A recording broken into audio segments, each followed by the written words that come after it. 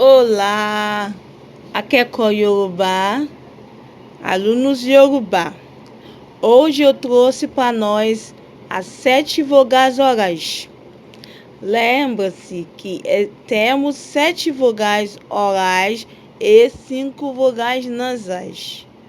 Os 7 vogais orais são A, E, I, O, U.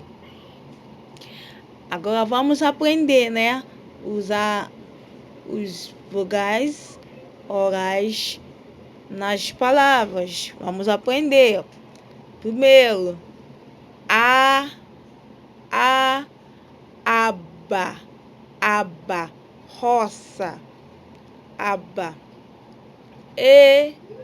Ete, lábios. Eno, boca.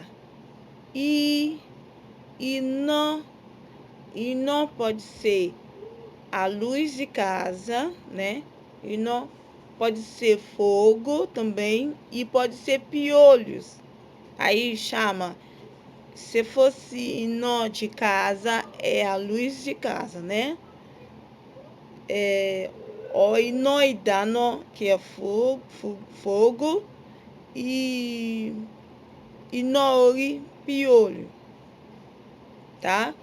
E inó pode ser inó da luz de casa, pode ser inó o fogo para fazer comida, e pode ser inori, que é piolhos, tá?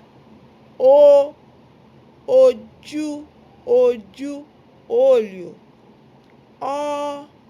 Ossom, laranja. Para ter o som de U, geralmente não inicia palavra, fica no meio da palavra. Por exemplo, palavra como orrum, coisa. Orrum, voz, tá? Muito bem, eu espero que você tenha gostado. Se inscreve no meu canal, ative o sininho, compartilha minhas aulas, compartilha o link do meu canal, tá? Tchau, até a próxima aula. A próxima aula eu trouxe para nós os 5 vogais nasais. Tchau.